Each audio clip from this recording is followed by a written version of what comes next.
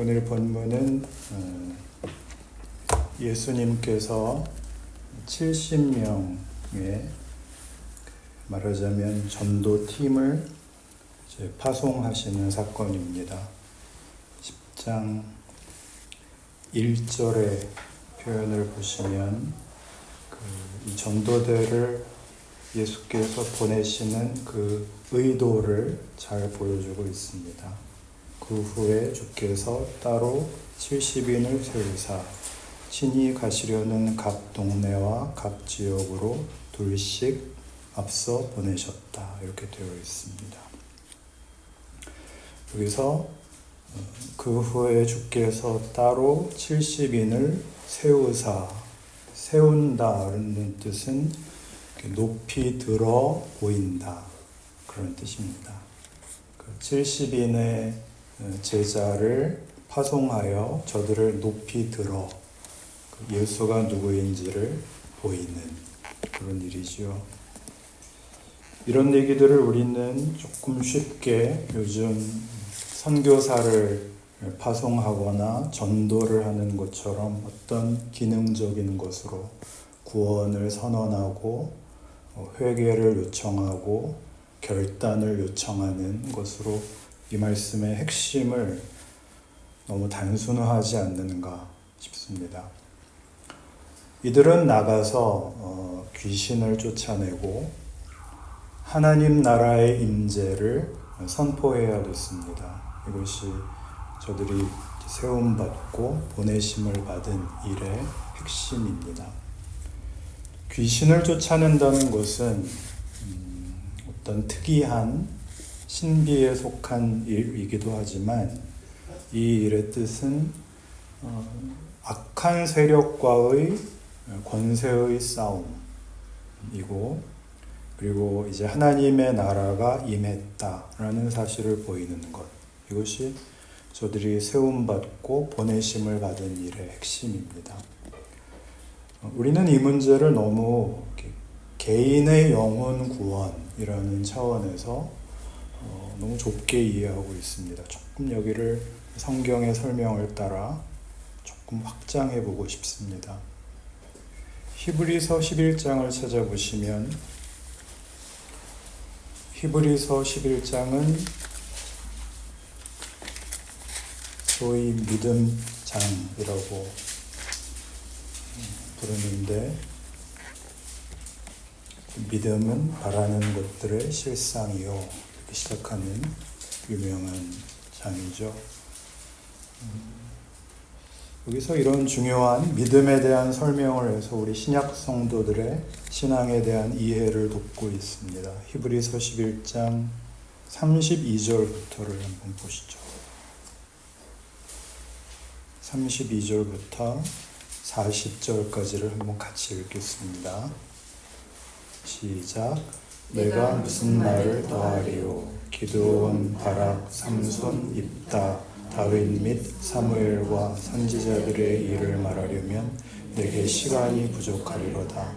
그들은 믿음으로 나라들을 이기기도 하며 의를 행하기도 하며 약속을 받기도 하며 사자들의 입을 막기도 하며 불의 세력을 멸하기도 하며 칼날을 피하기도 하며 연약한 가운데서 강하게 되기도 하며 전쟁에 용감하게 되어 이방 사람들의 진을 물리치기도 하며 여자들은 자기의 죽은 자들을 부활로 받아들이기도 하며 또 어떤 이들은 더 좋은 부활을 얻고자 하여 심한 고문을 받되 구차히 풀려나기를 원하지 아니하였으며 또 어떤 이들은 조롱과 채찍질뿐 아니라 결박과 옥에 갇히는 시련도 받았으며 돌로 치는 것과 톱으로 켜는 것과 시험과 칼로 죽임을 당하고 양과 염소의 가죽을 입고 유리하며 궁핍과 환난과 학대를 받았으니 이런 사람은 세상이 감당하지 못하느니라.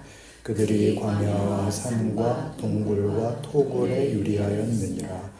이 사람들은 다 믿음으로 말미암아 증거를 받았으나 약속된 것을 받지 못하였으니 이는 하나님이 우리를 위하여 더 좋은 것을 예비하셨은즉 우리가 아니면 그들로 온전함을 이루지 못하게 하려 하심이라. 아멘. 구약 성경에 나오는 믿음의 영웅들을 소개하고 있습니다. 기드온, 바락, 삼손, 입다, 다윗 및 사무엘과 선지자들. 그리고 35절에 보시면 여자들이라고 표현된 그 심한 박해를 견딘 여성도들. 이분들은 모두가 다 훌륭한 신앙의 사람들이었습니다. 그러나 여기 끝에 결말에 보는 바와 같이 39절에 나오듯이 이분들은 다 약속된 것을 받지는 못했답니다. 약속된 것이란 뭘까요? 이분들이 가졌던 믿음의 실체를 보지는 못했다라는 겁니다. 그것은 신약 성도들, 우리만 봤답니다. 그게 뭘까요? 그게 예수죠. 이 사람들은 예수를 못 봤고 우리는 봤습니다. 눈으로 봤다는 의미가 아니라 예수께서 오셔서 그의 구원 사역을 완성하신 이후의 성도들이라는 뜻이죠.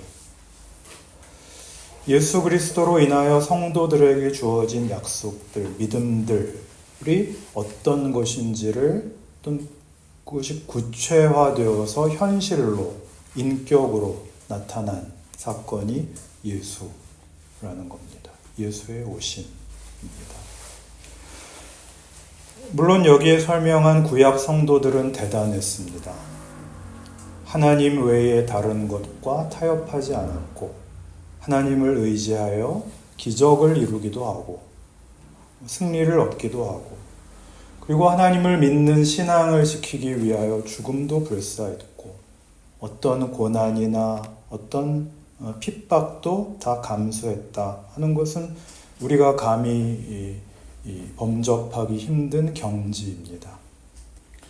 그러나 예수 그리스도로 말미암아 우리에게 하나 더 구체적으로 밝혀진 증거는 뭐냐면 신앙이란 다만 그렇게 이 세상을 거부하는 것, 죽음을 불사하는 것에서 이제 넘어와서 하나님의 통치를 현실로 가지게 되는 것, 부활 생명을 가지는 것, 그리고 죽음을 감수할 뿐만 아니라 그 죽음이 부활 생명을 만드는 하나님의 방법이 된다는 것임을 우리는 예수에게서 봤다는 겁니다.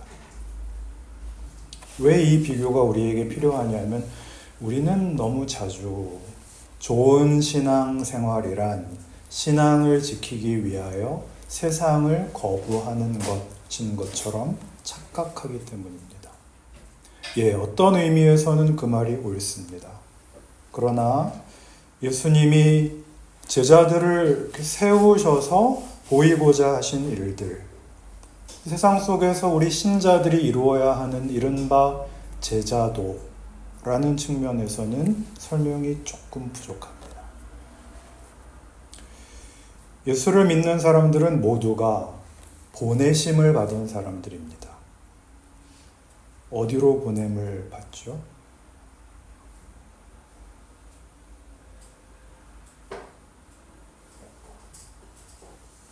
세상으로. 그렇죠? 여러분 표정을 좀 세상에 보내지되 우리는 세상과 다르게 살 것을 요구받죠. 예수님이 이 땅에 오셨을 때 빛이 어두움에 빛이 돼 어두움이 깨닫지 못하더라 라는 말씀을 기억해야 됩니다. 우리는 우리를 알아주지 않는, 아무도 우리를 몰라보는 세상 속으로 보냄을 받습니다. 우리는 기독교 신앙이라는 것을 어떤 의미에서는 세상을 부정하는 것, 현실을 거부하고 하나님의 통치를 어떤 별개의 시간과 공간으로 이렇게 구별해서 누리는 것이라고 많이 생각하는 것 같습니다. 그러나 예수 안에서 보이시는 것 같이 하나님이 우리에게 요구하시는 것은 우리로 하여금 모든 인생들이 겪고 있는 공통된 현장 속에 우리를 보내는 것입니다. 거기는 세상이 왕노릇하는 곳이죠. 두 가지의 선택지밖에 없습니다. 죽을래, 죽일래의 선택밖에 없습니다. 네가 살려면 상대를 죽이라고 요구하는 곳입니다. 우리는 거기에서 예수 그리스도로 말미암아 주어진 부활 생명을 보입니다. 부활 생명을 보인다는 것은 이런 뜻입니다. 우리는 누구를 죽여서 우리를 확보하지 않는다. 우리는 이웃을 위하여 내가 죽는다. 우리는 섬기며 희생한다. 우리는 용서하며 사랑한다. 라고 우리의 삶의 원칙을 예수 안에서 세상에게 보여야 합니다. 이런 얘기를 하면 너무 뻔한 소리 같고 오르신 말씀이오나 실감이 나지 않고 그렇죠?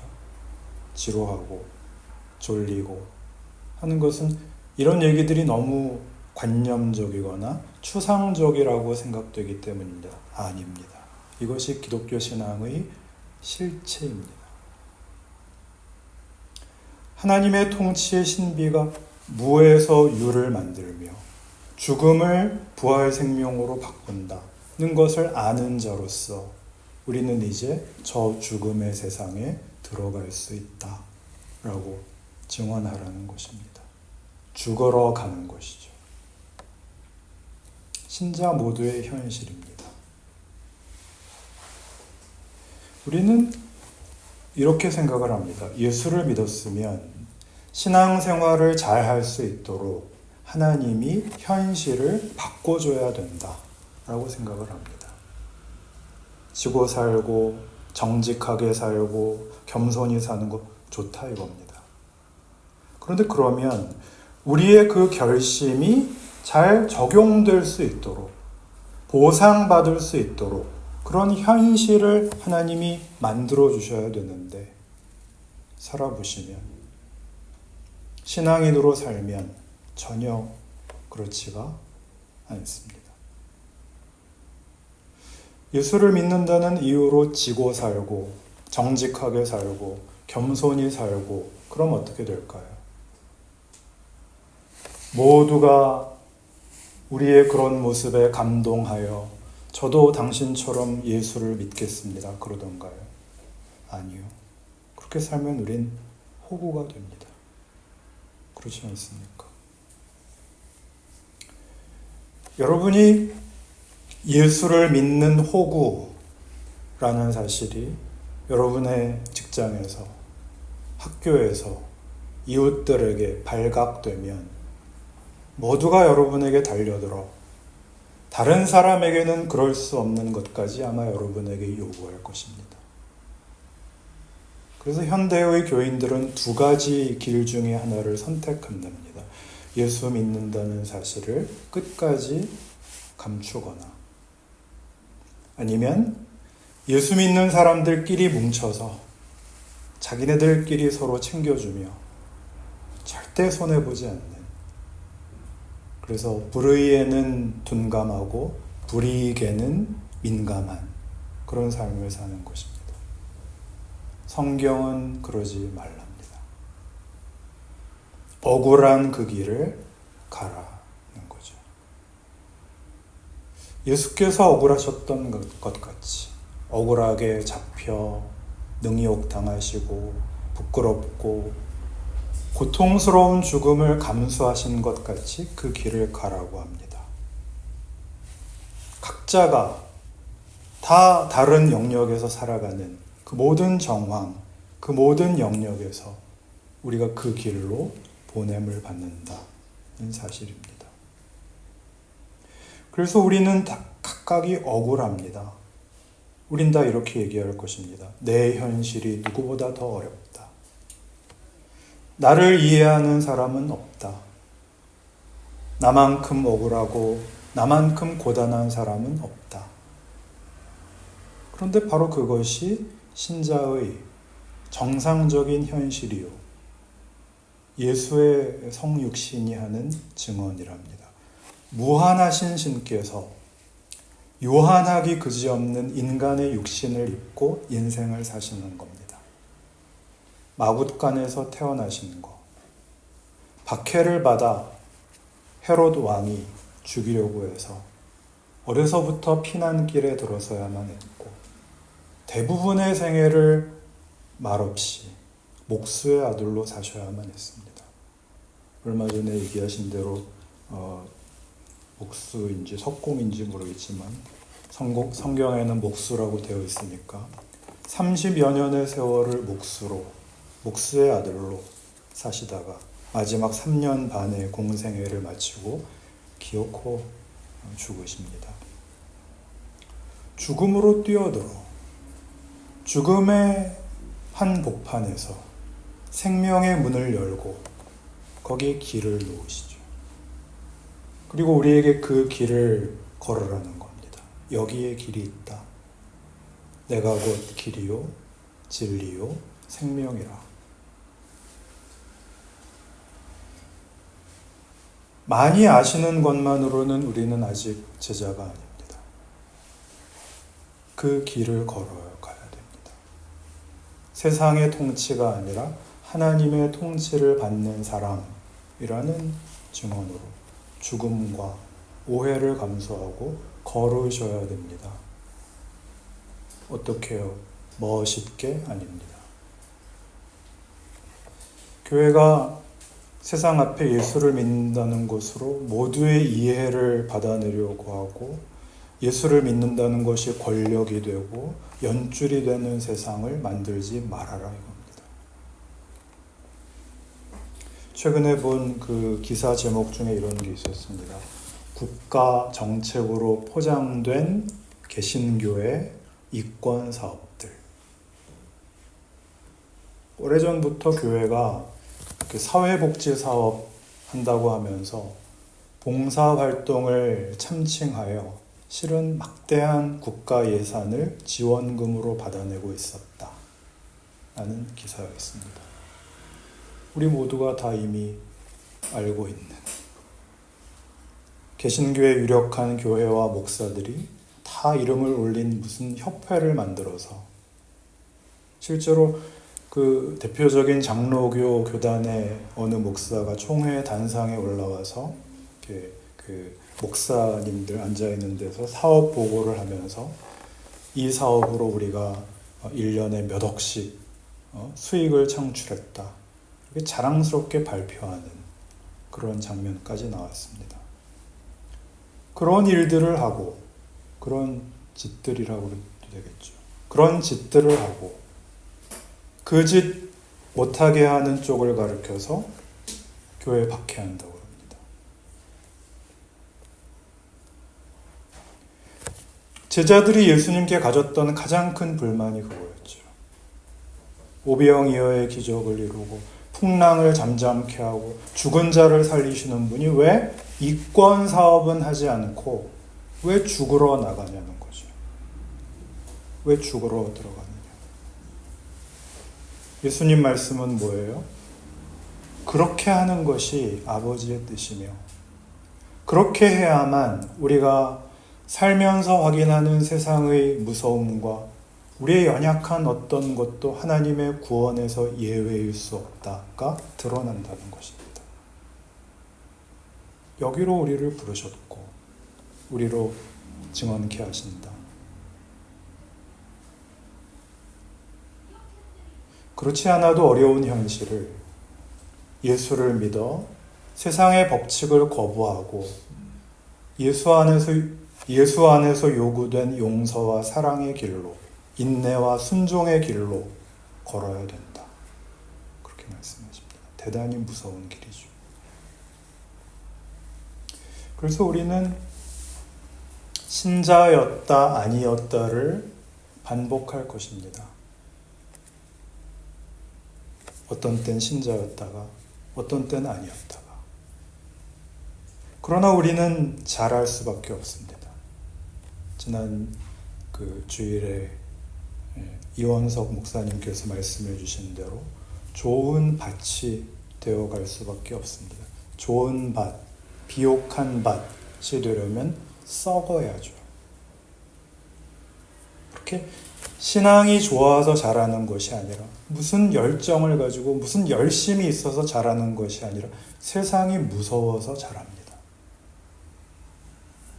우리가 특별히 득도하는 것 아닙니다. 현실이 우리를 자연스럽게 우리의 영혼에 빛을 던지시고 생명을 주신 예수 안에 있는 하나님의 통치 외에는 답이 없구나를 깨닫게 합니다. 우리의 고단한 현실은 다만 희생하고 다만 의지력을 동원하여 죽지 못해 사는 그런 부정적이고 소극적인 현실이 아니라 자라나는 현실이랍니다. 하나님이 나를 구원하신 사랑이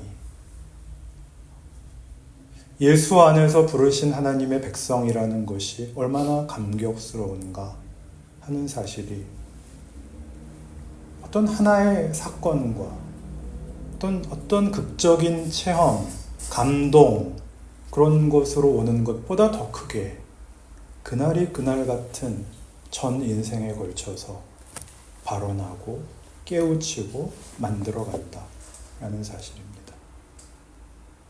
인생은 힘들죠.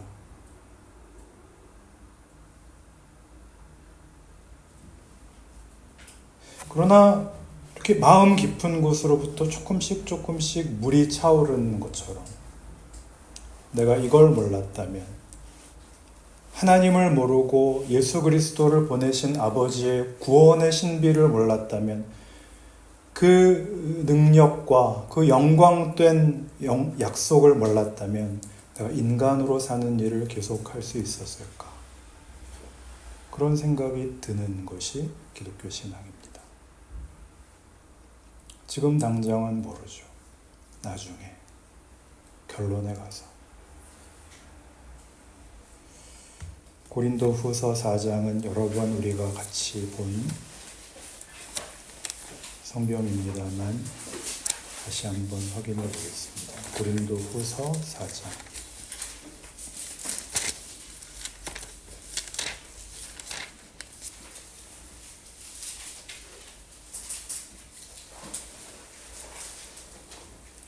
7절부터 12절까지를 같이 읽겠습니다.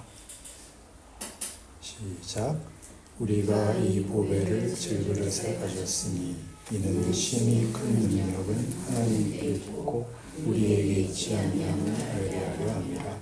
우리가 사방으로 우겨쌈을 당하여도 쌓이지 아니하며 답답한 일을 당하여도 낙심하지 아니하며 박해를 받아도 버림받지 아니하며 거꾸러뜨림을 당하여도 망하지 아니하고 우리가 항상 예수의 죽음을 몸에 짊어짐은 예수의 생명이 또한 우리 몸에 나타나게 하려 함이라. 우리 살아있는 자가 항상 예수의 생명이 또한 우리 죽을 육체에 나타나게 하려 함이라. 그런즉 사망은 우리 안에서 역사하고 생명은 너희 안에서 역사하느니라. 우리가 죽음의 한복판을 정성껏 살아감으로 세상은 우리에게 물을 것입니다. 왜 그런 길을 가는가? 왜 그런 길을 가야 하는가? 거기는 손해보는 길 아닌가? 죽음의 길이 아닌가? 그럼 우리는 답할 수 있습니다. 아니라 여기에 영생의 문이 있고 영생의 길이 있다. 세상적인 이치로 따지자면 그렇게 해서는 살아남을 수조차 없는데 아니다. 우리의 통치는 하나님의 손안에 있고 하나님의 통치의 원리는 용서와 사랑이다. 우리는 내가 살기 위하여 누군가를 죽일 필요가 없는 사람이다. 그러면 세상은 이렇게 얘기하겠죠. 말로만. 그래, 실제로 어떻게 사는지 지켜보마. 우리는 각각 다른 자리에 있습니다. 각각 다른 생각, 취향, 그리고 어떤 어떤 경우에도 일사불란하지 않습니다. 그거 자체가 이 세상의 어떤 영역에도 하나님의 구원이 전파되지 않고 적용되지 않는 영역은 없다라는 하나님의 구원의 선포입니다. 우리가 다 다르다는 사실 자체가. 여러분이 서신 자리, 여러분이 직면하고 있는 여러분의 삶의 실존은 예수 그리스도를 보내신 하나님이 그와 함께 그의 생애를 통하여 발언하시고 역사하시고 영광 받으시고 기적을 동원하신 것 같이 하나님이 일하시는 영역이고 사건이고 과정이고 하나님의 신비한 구원의 여정입니다. 그러니 여러분 현실을 그렇게 알고 사셔야죠.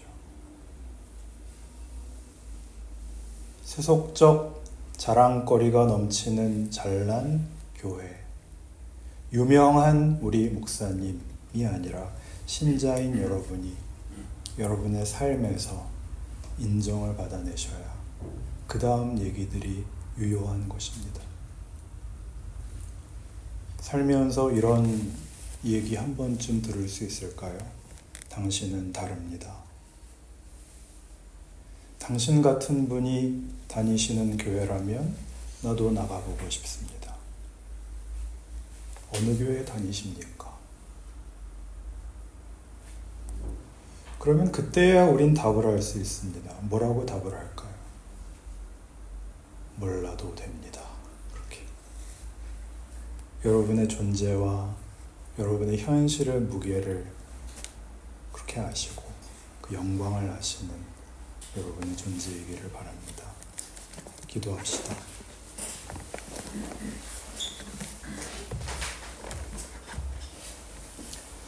하나님 아버지, 하나님께서 예수 그리스도로 말미암아 우리에게 주신 하나님의 통치의 큰 것, 그 은혜로움과 영광됨과 그 자랑을 말씀으로 확인합니다.